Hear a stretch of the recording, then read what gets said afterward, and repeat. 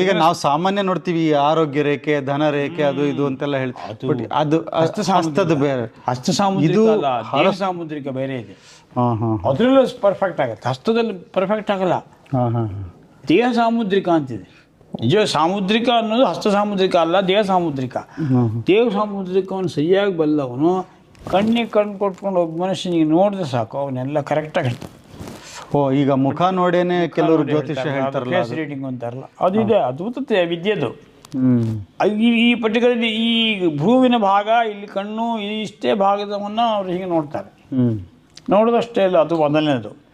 ತಮ್ಮ ಹೋಗು, ಅಲ್ಲಿಗೆ ಹೋಗ್ಬಿಟ್ಟು ಹೀಗೆ ನಡ್ಕೊಂಬ ಅಂತಾರೆ.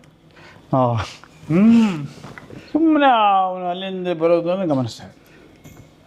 ಅವನಿಗೆ ಇಡೀ ಅವನ ದೇಹ ಸಾಮುದ್ರಿಕ ಗೊತ್ತಾಗ್ಬಿಡುತ್ತೆ ಇಷ್ಟರೊಳಗೆ. ಅಂದ್ರೆ ನೀವು ಬರೀ ಹಾರೋಸ್ಕೋಪ್ ನೋಡಿ ಆ ಬತ್ ಟೈಮಿಂಗ್ ಇಂದ ಕ್ಯಾಲ್ಕುಲೇಟ್ ಮಾಡಿ ಮುಂದೆ ಹೇಗಿರ್ತಾನೆ, ಎಷ್ಟು ಉದ್ದ ಇರ್ತಾನೆ, ಎಷ್ಟು ಹೈಟ್ ಇರ್ತಾನೆ, ಅವ್ನ ಹೆಲ್ತ್ ಹೇಗಿರುತ್ತೆ, ಯಾವ ಕಲರು, ಯಾರೊಂದು ಮದುವೆ ಆಗ್ತಾನೆ, ಅವ್ನ ರಾಜ ಆಗ್ತಾನ, ಸನ್ಯಾಸಿ ಆಗ್ತಾನ, ಎಲ್ಲನೂ ಒಂದು ಹೇಳೋದಾದ್ರೆ ಆಗೋಗಿರೋರು ಈಗ ಆಲ್ರೆಡಿ ದೊಡ್ಡವ್ರನ್ನ ನೋಡಿದ್ರು ಕೂಡ ಅವ್ರದ್ದು ಹೇಗೆ ಪೂರ್ತಿ ಕ್ಯಾರೆಕ್ಟರ್ ಪರ್ಫೆಕ್ಟ್ ಆಗಿರ್ಬೋದು.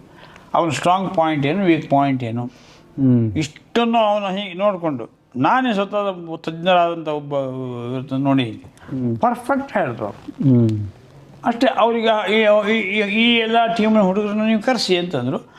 ಈಗ ಅವರು ನೋಡ್ರಪ್ಪ ಹುಡುಗರು ಹಿಂಗೆ ದಾಟ್ಕೊಂಡು ಹಿಂಗೆ ನಡೆದು ಹೋಗ್ಬಿಟ್ರು, ಅಷ್ಟೇ ಮಾಡಿದ್ದು. ಅವ್ರು ಸುಮ್ಮನೆ ಕೂತಿದ್ರು.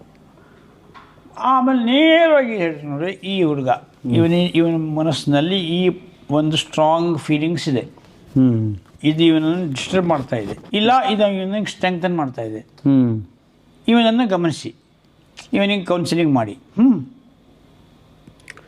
ಇದು ವಿದ್ಯೆ ಅಂದರೆ ಇಷ್ಟರ ಮಟ್ಟಿಗೆ ಡೆಪ್ತ್ ಇದೆ ಅದರಲ್ಲಿ. ಆದರೆ ಆ ವಿದ್ಯೆ ಅದು ಹೇಗೆ ಮಾಡಿದ್ದಾರೆ, ಬೇಕಾದವ್ರಿಗೆ ಕೊಡಲಿಲ್ಲ ಅದನ್ನು. ಅಶಿಷ್ಯಾಯ ನದೇಯಂ ಅಂದ್ಬಿಟ್ರು. ಅವನು ಸರಿಯಾದ ಶಿಷ್ಯ ಪಾತ್ರತೆ ಇಲ್ಲ ಅಂದರೆ ಅವನಿಗೆ ಕೊಡಬೇಡಿ ಅಂತ ಅವ ಬೇರೆ ಉಪಯೋಗಿಸ್ಬೋದು, ಬೇರೆ ಥರ ರಹಸ್ಯ ವಿದ್ಯೆ ಅಲ್ಲ ಇದು. ಹಾಗಾಗಿ ಏನು ಮಾಡಿಬಿಟ್ರು, ಅದನ್ನು ಕಾನ್ಫಿಡೆನ್ಷಿಯಲ್ ಆಗಿಟ್ರು. ಅದು ಇಟ್ಟಾಗ ಅವ್ರ ಮನೇಲಿ ಅವ್ರ ನಮ್ಮ ಮಗನಿಗೆ ಹೋದಲ್ಲಿ ಇಂಟ್ರೆಸ್ಟ್ ಇಲ್ಲ, ಶ್ರದ್ಧೆ ಇಲ್ಲ ಅಂದರೆ ಅಲ್ಲಿಗೆ ಆ ವಿದ್ಯೆ ಹೋಯ್ತು. ಅದರಲ್ಲಿ ಶ್ರೀಮನ್ ಮಧ್ವಾಚಾರ್ಯರು ಆನಂದ ತೀರ್ಥರು ಉಲ್ಲೇಖ ಮಾಡಿದ್ದಾರೆ ಅವನ ಕಡೆಗೆ, ಕೋಟ್ಯಂಶೋಪಿನ ವಿದ್ಯತೆ ಅಂತ. ಮನೆಗಳಲ್ಲಿ ಅಲ್ಲಲ್ಲಿದ್ದ ಜನಗಳಿಗೆ ಇಷ್ಟಿಷ್ಟು ರಹಸ್ಯ ವಿದ್ಯೆ ಗೊತ್ತಿತ್ತು ಈ ದೇಶದಲ್ಲಿ. ಈ ಮುಂದಿನ ಈ ಕಾರಣಕ್ಕಾಗಿ ಎಲ್ಲ ವಿಚಿತ್ರವಾಗಿದೆ. ನಮ್ಮಲ್ಲಿ ಇವತ್ತು ಮಹಾಭಾರತ ಪೂರ್ವ ಕಾಲದಲ್ಲಿ ಎಷ್ಟು ಈ ಫ್ಯಾಮಿಲಿ ಟ್ರೆಡಿಷನಲ್ಲಿ ಇದ್ದಂಥ ವಿದ್ಯೆ ಇತ್ತು, ಆ ವಿದ್ಯೆಯಲ್ಲಿ ಕೋಟ್ಯಾಂಶವೂ ಉಳ್ಕೊಂಡಿಲ್ಲ ಅಂತ ಬರೆದಿದ್ದಾರೆ. ಅಲ್ಲಿ ಎಲ್ಲಿ ಬರೆದು ನನಗೆ ಹೇಳಿದ್ದಾರೆ, ದೊಡ್ಡವರೊಬ್ಬರು ಹೇಳಿದ್ದಾರೆ ನನಗೆ, ಆ ವಾಕ್ಯ ನೆನಪಿಟ್ಕೊಂಡಿದ್ದೀನಿ. ಅಷ್ಟು ವಿದ್ಯೆ ಈಗ ಎಷ್ಟೋ ಸರಿ ಈಗ ನಮ್ಗೆ ನಾವು ಚಿಕ್ಕ ಹುಡುಗರಾಗಿದ್ದಾಗ್ಲಿ ಕೆಲವರು ಈ ಉಳುಕ್ ಮಂತ್ರ ಹಾಕೋರು ಅಂತಿದ್ರು. ಕೈ ಉಳುಕಿದ್ರೆ ಅದಕ್ಕೊಂದು ಏನೋ ಒಂದು ಹಿಂಗ್ ಟಚ್ ಮಾಡಿ ಒಂದು ಕಬ್ಬಿಣದ್ದೇನೋ ಇಟ್ಕೊಂಡು ಹಿಂಗೆಲ್ಲ ಮಾಡಿ ಅವ್ರೇನೋ ಒಂದು ಮಂತ್ರ ಹಾಕೋರು. ಅದು ಯಾರಿಗೂ ಹೇಳ್ಕೊಡ್ತಿರ್ಲಿಲ್ಲ. ಯಾರೋ ಅವರ ಮನೆತನದಲ್ಲಿ ಯಾರೋ ಒಬ್ರಿಗೆ ಹೇಳ್ಕೊಟ್ಟು ಹೋಗೋಕ್ ಮುಂಚೆ ಅದೆಲ್ಲ ಹೊರಟೇ ಹೋಗಿದೆ. ಅಂದ್ರೆ ಬಹಳಷ್ಟು ಭಾರಿ ದೊಡ್ಡ ಇರ್ರಿಪರೇಬಲ್ ಡ್ಯಾಮೇಜ್ ಆಗಿದೆ ಈ ಕಾರಣಕ್ಕಾಗಿ. ಅಂದರೆ ಈ ಪ್ರಾಚೀನದಲ್ಲಿ ಇವ್ರಿಗೆ ಈ ಹಾರೋಸ್ಕೋಪಿಂದ ಮತ್ತು ಅವರ ಜೀವನ ಹೇಗಿರುತ್ತೆ ಮತ್ತು ಸಮಸ್ಯೆಗಳು ಬಂದರೆ ಯಾವ ಥರ ಅದನ್ನು ಪರಿಹಾರ ಮಾಡ್ಕೋಬೋದು ಅನ್ನೋದಕ್ಕೆ ಯಾವ ಥರ ಅವರು ಸೊಲ್ಯೂಷನ್ಸ್ ಹುಡುಕ್ತಾ ಇದ್ರು. ನೀವು ಈ ಒಂದು ಹೇಳ್ತಿದ್ರಿ ಮಂತ್ರ ಮರ್ಮ ಅಂತ ಏನೇನಿತ್ತು ಅದ್ರದ್ದು? ಅದರಿಂದನೇ ಇಂಥ ಜಾಗದಲ್ಲಿ ಈಗ ಉದಾಹರಣೆಗೆ ಇದು ಹಸ್ತದಲ್ಲಿ ಮನುಷ್ಯನ ಅವರಿಗೆ ಮೂಲ ರಹಸ್ಯವನ್ನು ಗೊತ್ತಿದೆ ಅವರಿಗೆ. ಇದು ಪ್ರಾಣಮಯ ಕೋಶದಲ್ಲಿ 72,000 ನಾಡಿಗಳಿದೆ. ಆ ನಾಡಿನ ವಿಜ್ಞಾನ ದೊಡ್ಡದಾಗಿ ಡೆವಲಪ್ ಆಗಿದೆ. ಅಗಸ್ತ್ಯ ನಾಡಿ ಶಾಸ್ತ್ರ, ಅದ್ಭುತ ಶಾಸ್ತ್ರ ಅದು. ಅದು ಮನೆತನದಿಂದನೇ ಉಳಿಸ್ಕೊಂಡಿರೋದು, ಎಲ್ಲರಿಗೂ ಕೊಡಲಿಲ್ಲ ಅದನ್ನ. ಕೆಲವೇ ಕುಟುಂಬದವ್ರಿಗೆ ಗೊತ್ತಿದೆ, ನನಗೆ ಗೊತ್ತಿದೆ ಅಂತ ಕುಟುಂಬಗಳು. ಹೌದಾ? ನಾನು ಪರೀಕ್ಷೆ ಮಾಡಿ ಒಪ್ಕೊಳ್ಳೋದು, ಇದು ನಾನು ಒಪ್ಕೊಳ್ಳೋದಲ್ಲ. ಇದನ್ನು ನಾನೆಲ್ಲ ಸ್ಟಡಿ ಮಾಡಿ ಅದು ಸೈಂಟಿಫಿಕ್ ಅಂತ ಇಟ್ಕೊಂಡು ನಾನು ನಂಬುತ್ತೇನೆ ಹೊರತು ಹಾಗೆ ನಂಬೋದಿಲ್ಲ. ಈಗ ಇದ್ರ ಬಗ್ಗೂ ಅಷ್ಟೇ. ಈಗ ಉದಾಹರಣೆಗೆ ಮಂತ್ರ ಚಿಕಿತ್ಸೆ, ಮತ್ತು ಹಾಗೆ ಮರ್ಮ ಚಿಕಿತ್ಸೆ ಮತ್ತು ಮುದ್ರಾ ಚಿಕಿತ್ಸೆ, ಇದನ್ನು ಒಂದು ಪರಂಪರೆಯಿಂದ ಆಂಧ್ರದ ಗೋದಾವರಿ ತೀರದ ಒಬ್ಬರು ಅವರು ಯಾವುದೋ ಗುರು ಪರಂಪರೆಯವರು ಅವರು ಅದನ್ನು ಇಟ್ಕೊಂಡಿದ್ದಾರೆ. ಅವರು ಅದನ್ನು ಇಷ್ಟು ಅದ್ಭುತವಾಗಿ ಸಾಧನೆ ಮಾಡಿದ್ದಾರೆ. ಅವರು ಒಂದು ದೊಡ್ಡ ಕಂಪನಿಯ ಅಡ್ವೈಸರ್ ಅವರು. ಅವ್ರ ಪ್ರೊಫೆಷನ್ ಬೇರೆ, ಅದು ಈ ಶಾಸ್ತ್ರವನ್ನು ಮನೆತನದಿಂದ ಉಳಿಸ್ಕೊಂಡು ಬಂದಿದ್ದಾರೆ. ಅವ್ರ ಮೂಲಕ ನನಗೆ ಆ ರಹಸ್ಯ ಕೆಲವು ವಿಷಯ ಗೊತ್ತಾಗಿದೆ. ನನಗೆ ಆಶ್ಚರ್ಯ ಆಯಿತು. ಇದು ಯಾವುದು ಮಂತ್ರವಿದ್ಯೆನಾ ಇದು? ಇದು ಮರ್ಮ. ಮರ್ಮ. ದೇಹದ ಇಂಥ ಈಗ ಇದೆ ಶುಗರ್ ಇದೆ ಅಥವಾ ಇದೆ ಇಂಥ ಜಾಗದಲ್ಲಿ ಪ್ರೆಸ್ ಮಾಡೋದು. ಆ ಪ್ರೆಸ್ ಮಾಡಿ ಆ ಪೊಸಿಷನ್ನಲ್ಲಿ ಇಟ್ಕೋಬೇಕು. ಈಗ ಉದಾಹರಣೆಗೆ ಇದು ಸಂಜೀವಿನಿ ಮುದ್ರಾ ಇದಕ್ಕೆ ಹೆಸರು. ಈ ಸಂಜೀವಿನಿ ಮುದ್ರಾ ಅಭ್ಯಾಸ ಚೆನ್ನಾಗಿ ಮಾಡ್ಕೊಂಡು ಅಂತಂದರೆ ಪ್ಯಾಂಕ್ರಿಯಾಸ್ ಸಂಬಂಧಪಟ್ಟಂಥ ಏನು ಸಮಸ್ಯೆ ಇರುತ್ತೆ ಅದೇ ತಾನೇ ಮೂಲ. ಡಯಾಬಿಟಿಸ್ ಅದು ಕಂಟ್ರೋಲಿಗೆ ಬರುತ್ತೆ. ಅದು ಇದನ್ನು ಅಭ್ಯಾಸ ಮಾಡ್ಕೋಬೇಕು. ಈ ಸಂಜೀವಿನಿ ವಿದ್ಯೆ ನಾನಾ ರೋಗಗಳಿಗೆ ಈ ಸಂಜೀವಿನಿ ಮುದ್ರೆ ಪರಿಹಾರ. ಈ ಬೆರಳಿನ ಮೇಲೆ ಇದೆ. ಇಂಥ ಬೆರಳಿಗೂ ಈ ಬೆರಳಿಗೂ ಈ ಕನೆಕ್ಷನ್ನೊಳಗೆ ಬೇರೆ ಬೇರೆ ಬೇರೆ ಬೇರೆ ರೋಗಗಳಿಗೆ ನಿವಾರಣೆ ಇದೆ. ಹೀಗೆ ಇಟ್ಕೊಂಡ್ರೆ ಈಗ ಉದಾಹರಣೆಗೆ ಈ ಪೊಸಿಷನ್ನಲ್ಲಿ ನೀವು 1 ಗಂಟೆ ಹೀಗೆ ಕೂತ್ಕೊಳ್ಳಿ, ಕಿಡ್ನಿ ಸಮಸ್ಯೆ ಇದ್ದರೆ ನಿಮ್ಗೆ ದೂರ ಆಗುತ್ತೆ. ಓಹೋ. ಅಷ್ಟು ಅವರು ಪ್ರಯೋಗ ಮಾಡಿ ಎಕ್ಸ್ಪೆರಿಮೆಂಟ್ ಮಾಡಿ ಅದನ್ನು ತಂದಿದ್ದಾರೆ. ಇದು ಎಲ್ಲ ಇದು ಮುದ್ರಾ ವಿಜ್ಞಾನ. ಬರೀ 5 ಬೆರಳುಗಳ ಈ ಕಾಂಬಿನೇಷನ್ ಮೂಲಕ ನೀವು ಆರೋಗ್ಯ ಸಿದ್ಧಿ ಮಾಡ್ಕೋಬೋದು. ಈಗ ನಾವು ಅಷ್ಟೆಲ್ಲ ಸಾವಿರಾರು ರೂಪಾಯಿ ಖರ್ಚು ಮಾಡಿ ಲಕ್ಷಾಂತರ ರೂಪಾಯಿ ಡಾಕ್ಟರ್ಗಳನ್ನು ತೋರಿಸಿ ಅದೆಲ್ಲ ಡಯಾಗ್ನೋಸಿಸ್ ಮಾಡಿಸಿ ಎಲ್ಲ ಮಾಡಿದ್ರು ಆಗದೇ ಇರುವಂತಹ ಕೆಲವು ಇದರಲ್ಲಿ ಸಾಧ್ಯತೆ ಇದೆ ಅಂತ. ಯೋಗದಿಂದ ಹಾಗೆ ಯೋಗದಿಂದ ಸ್ವತಃ ತಮ್ಮ ಮಗಳಿಗೆ ಕ್ಯಾನ್ಸರ್ ಬಂದದ್ದನ್ನು ಅದಕ್ಕಾಗಿಯೇ ಅವರು ಎಜುಕೇಷನ್ ಆಫೀಸರು ನಮ್ಮ ಶಾಸ್ತ್ರಿಗಳು, ಶಂಕರನಾರಾಯಣ ಶಾಸ್ತ್ರಿಗಳು ಅಂತ ಕುಂದಾಪುರದವರು. ಅವರು ಅದು ತನ್ನ ಮಗಳಿಗೆ ಚಿಕಿತ್ಸೆ ಕೊಡಲಿಕ್ಕೆ ಇನ್ನೇನು ಎಲ್ಲ ಹೋಪ್ಸು ಬಿಟ್ಟಿದ್ರು ಕ್ಯಾನ್ಸರ್ ಮಗಳಿಗೆ. ಅವರು ಯೋಗದ ಒಬ್ಬರ ಹತ್ರ ಹೋಗಿ ಕಲ್ತರು. ತಮ್ಮ ಮಗಳಿಗೆ ಆ ಯೋಗದ ಪದ್ಧತಿ ಕಲಿಸಿ ಎಲ್ಲ ಮಾಡಿ ಇವತ್ತೊಂದು ವೆರಿ ವೆರಿ ನಾರ್ಮಲ್ ಆಕೆ ಬದುಕ್ತಾ ಇದ್ದಾಳೆ ಚೆನ್ನಾಗಿ. ಅಂದರೆ ಅವ ಮಗಳನ್ನು ಉಳಿಸ್ಬೇಕು ಅನ್ನೋ ಒಂದು ಕಲ್ತರು. ಅವರಿಗೆ ಸಂಬಂಧವೇ ಇಲ್ಲ. ಅವರು ಎಜುಕೇಷನ್ ಆಫೀಸರ್ ಆಗಿದ್ದರು, BEO. ಆದರೆ ಕಲಿತು ಈ ಒಂದು ಅನುಭವ ಪಡ್ಕೊಂಡ್ರು. ಈಗ ಅವರು ಇಡೀ ಕರ್ನಾಟಕದಲ್ಲಿ ಅತ್ಯಂತ ಉತ್ಕೃಷ್ಟ ಯೋಗ ಮಾಸ್ಟರ್. ಮೊನ್ನೆವರೆಗೂ ಅವ್ರ ಜೊತೆಗಿದ್ದೆ. ನಮ್ಮ ಗುರುಕುಲದೆಲ್ಲ ಹುಡುಗರಿಗೂ ಚಿಕಿತ್ಸೆ ಇದರ ಅಭ್ಯಾಸಗಳು ಮಾಡಿಸೋದು ಅವ್ರ ಮೂಲಕ. ಹೀಗೆ ವಿದ್ಯೆ ಉಳ್ಕೊಂಡಿರ್ತಾರೆ. ಏನು ಮಾಡೋಣ, ಅದು ಈ ಕಾರಣಕ್ಕಾಗಿ ಈಗ ಏನಾಗೋದು ಆ ಶ್ರದ್ಧೆ ಮೇಲೆ ಈ ಏಟ್ ಕೊಟ್ಬಿಟ್ರಲ್ಲ.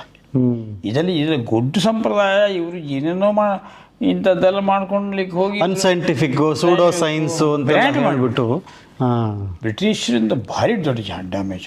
ಇದನ್ನೆಲ್ಲ ಈ ಮುಸಲ್ಮಾನರು ಆಕ್ರಮಣಕಾರರು ತೊಂದರೆ ಕೊಡಲಿಲ್ಲ. ಗ್ರೀಕರು ತೊಂದರೆ ಕೊಡಲಿಲ್ಲ. ಗ್ರೀಕರು ಎನ್ರಿಚ್ ಮಾಡಿದ್ರು ನಮ್ಮ ಜ್ಯೋತಿರ್ವಿಜ್ಞಾನವನ್ನು. ಅವ್ರದ್ದು ಹೌದು ವರಾಹ ಮೇಲೆ ಬರೆದಿದ್ದಾರೆ. ಅವ್ರಿಗೆ ಸ್ವತಃ ಖಗೋಳಶಾಸ್ತ್ರದ ಅದ್ಭುತ ಪರಿಚಯ ಇದೆ. ಈಗ ಇಲ್ಲೆಲ್ಲ ಬಂದಿದ್ದಾರೆ, ದೇಶದೊಳಗಿದ್ದಾರೆ ಅವರು. ಅಲೆಕ್ಸಾಂಡ್ರನ ಆಕ್ರಮಣದಲ್ಲಿ ಬಂದ್ರಲ್ಲ, ಆಗಲ್ಲ ಗ್ರೀಕರು. ಹೌದು, ಅವರು ಇಂಥ ವಿದ್ಯೆ ಕಲ್ತಿದ್ದಾರೆ, ನಮಗೆ ಲಾಭ ಆಗ್ತಾ ಇದೆ, ನಾವು ಋಷಿಗಳಂತೆ ಅವ್ರನ್ನ ಗೌರವಿಸ್ತೇನೆ ಅಂತ ವರಾಹ ಮೇಲೆ ಬರೆದಿದ್ದಾರೆ. ಗ್ರೀಕಿನ ವಿಜ್ಞಾನಿಗಳು ಗಣಿತ ಶಾಸ್ತ್ರದಲ್ಲಿ ಖಗೋಳಶಾಸ್ತ್ರದಲ್ಲಿ ಭಾಳ ಎಕ್ಸ್ಪರ್ಟ್ ಇದ್ದಾರೆ ಅಂತೇಳಿ ಕೊಂಡಾಡಿದ್ದಾರೆ. ಅದು ತಗೊಂಡ್ರು ಅವರಿಂದ.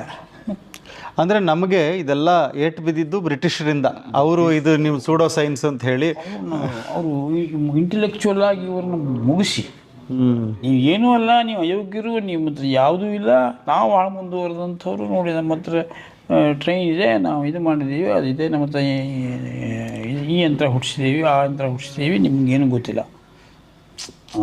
ಈ ಥರದಲ್ಲಿ ನಮ್ಮ ಬುದ್ಧಿಮತ್ತೆಯ ಮೇಲೇ ಏಟು ಕೊಟ್ಬಿಟ್ಟು ನೀವೆಲ್ಲ ಗೊಡ್ಡ ಸಂಪ್ರದಾಯ ಇರಿಸ್ತರು. ವಿವೇಕಾನಂದ ಬರೆದಿದ್ದಾರಲ್ಲ, ಹೀಗೆಲ್ಲ ಅಲ್ಲಿ ಹೋಗಿ ಪ್ರಚಾರ ಮಾಡಿದ್ದಾರೆ ಅಂತ ಶಿವಪಾದ್ರಿಗಳು. ಅಂದರೆ ಬಹಳಷ್ಟು ನಾನು ಹಿಸ್ಟ್ರಿ ನೋಡೋದಾದರೆ ವಿವೇಕಾನಂದರ ಬುಕ್ಸನ್ನು ಇಂಡಿಯಾದಲ್ಲಿ ಎಲ್ಲನೂ ಬ್ಯಾನ್ ಮಾಡಿದ್ರು ಅವರು. ಆಮೇಲೆ ಕೂಡ ಅವ್ರು ಎಲ್ಲೂ ಸಿಕ್ಕಬಾರ್ದು, ಈ ವಿಷಯಗಳು ಇಲ್ಲಿ ಗೊತ್ತಾಗಬಾರ್ದು ಅಂತ ಹೇಳಿ ಬಹಳಷ್ಟು ಪುಸ್ತಕಗಳು ಕೂಡ ಸಿಗ್ತಿರಲಿಲ್ಲ. ಅಂದರೆ ಈ ಒಂದು ಜ್ಞಾನ, ಆರೋಗ್ಯದ ಜ್ಞಾನ ನಮಗೆ ಪ್ರಾಚೀನವಾಗಿ ನಮ್ಮ ಎಲ್ಲ ಶಾಸ್ತ್ರಗಳ ಮೂಲಕ ಅದನ್ನು ಪ್ರತಿದಿನದಲ್ಲಿ ಕುಟುಂಬ ಪರಂಪರೆಯಿಂದನೇ ಗೊತ್ತಿತ್ತು ಅಂತ ಹೇಳ್ತೀರಾ. ಈಗ ನಾವು ಇದನ್ನು ನಾವು ಮತ್ತೆ ರಿವೈವ್ ಮಾಡಬೇಕು ಅಂದರೆ ಯಾವ ಥರ ಸಾಧ್ಯ? ನಾವೀಗ ಈಗ ವೇದಿಕ್ ವೆಲ್ನೆಸ್ ಈಗೊಂದು ಈ ಚಾನಲ್ ಏನೋ ಮಾಡಿದ್ದೀವಿ, ಎಲ್ಲ ಸ್ಕಾಲರ್ಸ್ಗಳನ್ನ ಕರ್ಕೊಂಡು ಬಂದು ಅದನ್ನು ಮತ್ತೆ ಪರಿಷ್ಕರಣೆ ಮಾಡಿ ಯಾವ ಥರ ನಾವು ಇದನ್ನು, ಯಾಕಂದರೆ ಈಗೀಗ ಹೊಸದಾಗಿ ಒಂದು ಹೊಸ ಯುಗ ಶುರುವಾಗಿದೆ. ಇವಾಗ ನಮಗೆ ಒಂದು ಸನಾತನಕ್ಕೆ ಈಗ ಅಯೋಧ್ಯದಲ್ಲಿ ರಾಮ ಮಂದಿರ ಬಂತು, ಈಗ ಕೃಷ್ಣ ಜನ್ಮಸ್ಥಾನನೂ ಕೂಡ ಅದೇ ಥರ ಇಲ್ಲಿ ಬೆಳವಣಿಗೆಗಳು ಬರ್ತಾ ಇದೆ. ನಾವಿಲ್ಲೇ ಕುಳಿತಿದ್ದೀವಿ, ಇವತ್ತು ಮಥುರಾದಲ್ಲಿ ಕೂತು ಮಾತಾಡ್ತಾ ಇದ್ದೀವಿ. ಸೊ ಈ ಎಲ್ಲ ಹೊಸ ಬೆಳವಣಿಗೆ ಏನು ಬರ್ತಾ ಇದೆ ನಮಗೆ, ಇದು ಜನಗಳಲ್ಲಿ ಈಗ ಭಕ್ತಿ ಶ್ರದ್ಧೆಗಳು ಜಾಸ್ತಿ ಆಗ್ತಾ ಇದೆ. ಒಂದು ಕಡೆಗೆ ಎಷ್ಟು ಪ್ರೆಷರು ಇದಿದೆ, ಇವತ್ತು ಅಧ್ಯಾತ್ಮದ ವಿಡಿಯೋಗಳನ್ನು ನೋಡೋರೆ ತುಂಬ ಚೆನ್ನಾಗಿದ್ದಾರೆ. ಯಾಕೆಂದರೆ ಅವ್ರಿಗೆ ಕಳೆದು ಹೋಗಿರೋದನ್ನು ನಾವು ಮತ್ತೆ ಪಡ್ಕೋಬೇಕು ಅನ್ನೋದು ಈ ಮಿಡ್ಲ್ ಜನ್ರೇಷನ್ 40-50 ವರ್ಷದಲ್ಲಿರೋರ್ಗೂ ಇದೆ, ಯಂಗ್ಸ್ಟರ್ಸ್ಗಂತೂ ತುಂಬ ಇದೆ. ನಾನು ಸಾಮಾನ್ಯ ನಿಮ್ಗೆ ಹೇಳೋದಾದ್ರೆ, ನಾನು ಈ ಶನಿವಾರ ಯಾವುದಾದ್ರೂ ಆಂಜನೇಯನ ದೇವಸ್ಥಾನಕ್ಕೆ ಹೋದರೆ ಕಾಲಿಡೋಕ್ಕಾಗಲ್ಲ. ಈ ರಾಯರ ಮಠಕ್ಕೆ ಹೋದರೆ ಮುಂಚೆ ಗುರುವಾರ ನಮಗೆ ಜಾಸ್ತಿ ಏನು ಜನ ಇರ್ತಿರಲಿಲ್ಲ, ಅಲ್ಲೊಬ್ಬರು ಅರ್ಚಕರು 4 ಜನ ಬಿಟ್ಟರೆ ಹೆಚ್ಚು. ಇವತ್ತು ಕಾಲಿಡೋಕ್ಕಾಗಲ್ಲ ನಿಮಗೆ, ಅಂದರೆ ಅಷ್ಟು ಭಯ ಭಕ್ತಿ, ದೇವರ ಮೇಲೆ ಶ್ರದ್ಧೆ ಅದೆಲ್ಲ ಇದೆ. ಇದನ್ನು ನಾವು ಹೇಗೆ ಅಪ್ಲಿಕೇಶನ್ ಆಗಿ ಮಾಡ್ಕೋಬೋದು? ಅಪ್ಲೈ ಮಾಡೋದು ಹೇಗೆ? ಇಲ್ಲಿ ಆಗಿರೋದು ಹಾಗೆ ನಮ್ಮಲ್ಲಿ ಏನಾಗಿದೆ, ಆಮೇಲೆ ವಿದ್ಯೆ ಇರೋದು ಬರೀ ಸಪ್ಲೈಡ್ ಅಂತ, knowledge for sake of knowledge ಅನ್ನೋದು ಬಂದುಬಿಡ್ತು. ಅದು ಅವರಿಂದನೇ ಬಂದಿದ್ದು. ಬರೀ ಕ್ಲರ್ಕ್ಗಳನ್ನ ಮಾಡೋದಕ್ಕೆ ಅವರು. ನಮ್ಮಲ್ಲಿ ಯಾವುದೇ ನಾಲೆಜ್ ಅನ್ನೋದು ಅಪ್ಲೈ ಇಲ್ಲವೇ ಇಲ್ಲ. ಬರೀ ಜ್ಞಾನವಾಗಿ ಬೆಲೆ ಇಲ್ಲ.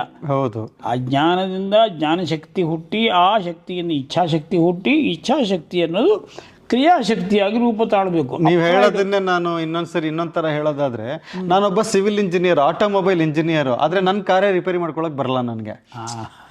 ಆದರೆ ಇಂಜಿನಿಯರಿಂಗ್ ಎಲ್ಲ ಥಿಯರಿ ಓದಿದ್ದೀನಿ ನಾನು, ಆದರೆ ನಿಜವಾಗಿ ಎಲ್ಲಿ ಏನು ಇಂಜಿನ್ ಪ್ರಾಬ್ಲಮ್ ಇದೆ ಗೊತ್ತಾಗಲ್ಲ ನನಗೆ. ಹೀಗಾಗಿದೆ ನಮ್ಮೆಲ್ಲ ಆಗಿದ್ದು. ಇಲ್ದಿರ ಒಬ್ಬ ಸಾಮಾನ್ಯ ಇದಿಟ್ಕೊಂಡು ದರ್ಬೆ ಇಟ್ಕೊಂಡು ಮನೆಯಲ್ಲಿ ಪುರೋಹಿತನಾಗಿ ಇದ್ಕೊಂಡಿದ್ದವನು, ಅವನೊಬ್ಬ ಸೈಂಟಿಸ್ಟ್. ಅವನು ಇಲ್ಲದ್ರೆ ಅವನಿಗೆ ಆ ದರ್ಭೆನೇ ಉಪಯೋಗಿಸ್ಬೇಕು ಯಾಕೆ ಅಂತ. ಈಗ ನೀವು ಮನೆಯಲ್ಲಿ ದೇವ್ರ ಪೂಜೆ ಮಾಡೋ ಹೊತ್ತೆ ನೀವು ಆಚಮನ ಮಾಡಬೇಕು, ನಾರಾಯಣ ಸ್ವ ಹೇಳಬೇಕು ಅಂದರೆ ಕೇಶವಾಯ ಸ್ವ ನಾರಾಯಣ ಸ್ವ ಅಂದರೆ ಅದ್ರ ಹಿಂದೂ ಒಂದು ಸೈನ್ಸ್ ಇದೆ ಅಂತ ಅನ್ನೋದು ಮರ್ತುಬಿಟ್ರು. ಅವನು ಯಾವುದೋ ಒಂದು ಶುಭ ಕಾರ್ಯ ಮಾಡುವಾಗ ಹೌದು ಬೇಕಲ್ಲ, ಇಲ್ಲಿ ಇದಾಗಲೇಬೇಕು, ಅವನು ನೀರು ಸ್ಪರ್ಶ ಇಲ್ಲ ಆಗಬೇಕು, ಆಚಮನ ಅಂದರು. ಅದಕ್ಕೆ ಪ್ರಾಣಾಯಾಮ ಅಂದರು. ಏಕಾಗ್ರತೆಯಿಂದ ನೀನು ಆ ಕಡೆ ಈ ಕಡೆ ಸಂಚಲತೆ ಆಗದಂತೆ ನೀನು ಅಲ್ಲಿ ದೇವ್ರ ಮೇಲೆ ಕಾನ್ಸಂಟ್ರೇಟ್ ಮಾಡಬೇಕು ಅಂದರೆ ನೀನು ಪ್ರಾಣಾಯಾಮ ಮಾಡಬೇಕು. ಈಗ ಪ್ರಾಣಾಯಾಮ ಅಂಥೇಳಿ ಆ ಪ್ರಾಣಾಯಾಮ ತಂತ್ರ ಮರ್ತೋಯ್ತು. ಕೊನೆಗೆ ಪ್ರಾಣಾಯಾಮ ಅಂದರೆ ಈಗ ಮೂಗಿಡ್ಕೊಳ್ಳೋದು. ಅವರು ಹಾಸ್ಯ ಮಾಡ್ತಾರೆ ಕೈಲಾಸಮು. ನಮ್ಮಲ್ಲಿ ಜನಗಳಲ್ಲಿ ಏನಾಗೋಯ್ತು ನಮ್ಮ ಪರಂಪರೆ ಅಂದರೆ, ಮೂಗುತಿ ಇಲ್ಲ, ಆ ಮೂಗುತಿಯ ತೂತು ಮಾತ್ರ ಉಳ್ಕೊಂಡ್ಬಿಡ್ತು ಅಂತ. ಆ ಮೂಗುತಿ ಯಾತಕ್ಕದು, ಆ ತೂತಿಲಿ ಯಾಕೆ ಮಾಡ್ಕೊಂಡು ಹಾಕೊಳ್ಳೋಕ್ಕೆ ಆದ್ರೆ ಕೊನೆಗೆ ಮೂಗುತಿಗೆ ಬೇಕೋ ಬಂಗಾರ ಇರಲಿಲ್ವೋ, ಅದಾದ್ರಿವೋ ಏನೋ ಬಂತು ಇಲ್ವೇ ಇಲ್ಲ. ನಮ್ಮ ಇಡೀ ಶ್ರದ್ಧೆ ನಂಬಿಕೆ ಶಿಷ್ಟಾಚಾರ ಎಲ್ಲ ಆಗಿದೆ ಹೀಗೆ ಅಂತ ಹೇಳಿ. ಅಂದರೆ ಅಪ್ಲಿಕೇಶನ್ ಇಲ್ಲದೆ ಬರೀ ನಾಲೆಡ್ಜು ಹಂಗಾಗ್ಬಿಟ್ಟಿದ್ದೀವಿ ನಾವು. ಸೊ ಇದು ಅದರಿಂದ ಇದು ಪರೀಕ್ಷೆ ಈಗ ಮತ್ತೆ ತೊಗೊಂಡು ಬರಬೇಕು ಅಂದರೆ ನಾವು, ಅಂದರೆ ಈ ಥರದ್ದನ್ನು ನಾವು ಇನ್ನೂ ಹೆಚ್ಚಾಗಿ ನಾವು ಪ್ರತಿ ದಿನದಲ್ಲಿ, ಈಗ ನಾವು ಒಂದು ಆಯುರ್ವೇದ, ನಾವು ಬಹಳಷ್ಟು ಆಯುರ್ವೇದ ಡಾಕ್ಟ್ರುಗಳು ನೋಡ್ತೀನಿ, ಆದರೆ ಅವ್ರಿಗೆ BAMS ಮಾಡ್ಕೊಂಡಿರ್ತಾರೆ, ಅಲ್ಲೊಂದಷ್ಟು ಪ್ರಾಕ್ಟೀಸಸ್ ಕಲ್ತಿರ್ತಾರೆ, ಸಂಸ್ಕೃತನೇ ಬರಲ್ಲ. ಈ ಸಂಹಿತೆಗಳನ್ನು ಓದಿಕೊಂಡು, ಚರಕ ಸಂಹಿತ ಇದೆಲ್ಲ ಓದಿ ತಿಳಿದು ಮಾಡುವಂತಹ ಡಾಕ್ಟ್ರುಗಳು ಇದ್ದಾರೆ. ಬಹಳಷ್ಟು ಜನಕ್ಕೆ ಈ ಅಪ್ಲಿಕೇಶನ್ ನಾಲೆಡ್ಜು, ಇದನ್ನು ನಾವು ಈಗಿನ ಜೀವನ ಕಾಲದಲ್ಲಿ ಯಾವ ಥರ ನಿಧಾನಕ್ಕಾಗಿ ಅದನ್ನು ಮತ್ತೆ ಬೆಳೆಸ್ಕೊಳ್ಳೋದಕ್ಕೆ ಸಾಧ್ಯ? ಈಗ ಅದಕ್ಕೆ ಸರ್ಕಾರದ ಒಂದು ಒಳ್ಳೆಯ ಯೋಜನೆ ಇದೆ. ಆ ಪ್ರಕಾರ ಅದನ್ನು ಆಯುಷ್ ಅಂತ ಮಾಡಿದ್ದಾರೆ. ಅದರಲ್ಲಿ ಈ ಎಲ್ಲ ರಿವೈವ್ ಮಾಡಬೇಕು ಅನ್ನೋ ಹೊರಟಿದೆ. ಮೆಡಿಕಲ್ ಆಸ್ಟ್ರಾಲಜಿ ಅನೇಕರಿಗೆ ಅಭ್ಯಾಸ ಮಾಡ್ತಾ ಇದ್ದಾರೆ. ಮೆಡಿಕಲ್ ಆಸ್ಟ್ರಾಲಜಿ ಬರೀ ಜ್ಯೋತಿಷನೂ ಓದಿರಲ್ಲ, ಬರೀ ಇದನ್ನು ಓದಿರಲ್ಲ, ಎರಡು ಓದ್ಕೊಂಡು ಚಿಕಿತ್ಸೆ ಮಾಡ್ತಾರೆ.